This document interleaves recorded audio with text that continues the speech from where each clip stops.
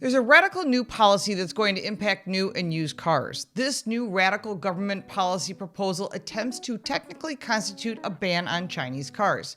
Now, this sounds great on the surface, unless you're looking for a really cheap car, but if you dig deeper, you'll see how crazy this policy truly is. The move from the U.S. Department of Commerce appears to be a sanction on both China and Russia. Russia was neither exporting cars to the US, nor was it making significant hardware or software components to such cars either. So is this really about China, with the inclusion of Russia just for optics? Well, here's what it's about. It bans cars that include software or other components that have a connection to China. What does it really mean? Well, it could mean that Chinese workers have worked on such software or hardware that goes into US branded vehicles, or the component of these cars are assembled in the United States, which would include brands like Honda, Toyota, Volvo, Mercedes, Hyundai, and literally every brand. What this policy states is that 100% of all cars made in China, whether from Chinese companies or from others that have factories there like Tesla or Ford or Volkswagen and many others, will be banned for sale in the United States. Could a car company like General Motors, Ford, or Tesla be able to remove all the software and components that are made with a link to China? Maybe that's possible, with enough time and resources. And it would be costly and take many years, and the cost, well, that's going to be passed along to you, which means new vehicles are going to get more expensive. Now, this policy applies to any components with a nexus, as it says in the policy, to China. That means a connection to China. And the US government would decide if it wants to keep these companies in business, or it could allow the US government to make it difficult for an automaker, maybe Tesla, for example, which it seems to be very focused on that brand, but literally every car brand gets components from China. The Biden administration's proposal policy effectively also means that no cars made in China will be sold in the United States, even before considering the tariffs the administration has imposed before. This is from both the Trump and the Biden administration. They put tariffs on Chinese cars and components coming into this country. Now, the government is now looking to raise the tariffs even higher. Yet this new proposal the Biden administration has put into play could even further this, and the punishment to China is severe, but it will hurt many companies.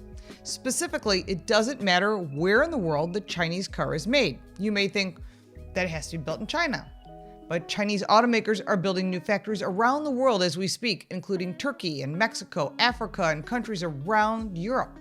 And moreover, they're building right near our border, and the policy would apply for them as well. Under this new policy, the Chinese company Geely, which owns Volvo and Polestar, presumably would not be allowed to sell vehicles in the United States because they use relevant components that have a nexus to China. They're owned by the Chinese, because there is no question that all cars contain components that have a nexus to China, literally every single brand. Now imagine trying to get repair parts for older cars. It's going to impact you as well. What if Volvo builds a factory in the United States? Then we're good, right? Well, first of all, Volvo already has a factory in South Carolina and has been producing cars on an ongoing basis since 2018. Yet this new policy says that even if the car is manufactured in the United States, it will be banned if it contains any software or hardware that has any nexus to China. Well, that's literally every brand. So this would be a serious issue for every car brand and a lot of other industries too. Here's what the proposed policy states.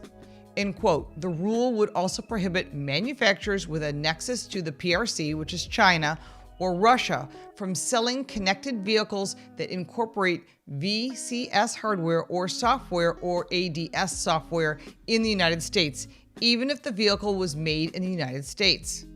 Now, it takes rereading this government document a few times, it's quite long, before it really starts to sink in, because the wording is deliberately specific. Starting at the end of 2026 for software and at the end of 2029 for hardware, no cars will be allowed to be sold in the United States if they contain, in quote, sensitive components with a nexus to China or Russia. But again, it's really all about China. And automakers will have a short time to find new vendors with zero connection to China or Russia. And this will increase the cost of new cars and make them further out of reach for the average consumer. Think about the replacement parts for older cars that were made in China, or components. Those parts could not come into the US as well, making it difficult to repair your car.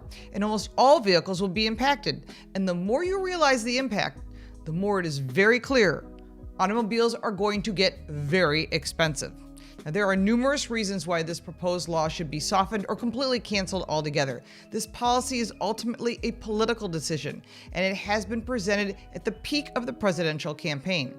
It's important to note that Canada has quickly followed on this US policy, and the upcoming policy is going to impact cars that are built in Canada that are shipped to the United States as well. There is more to this nightmare, and we'll be watching and reporting to you.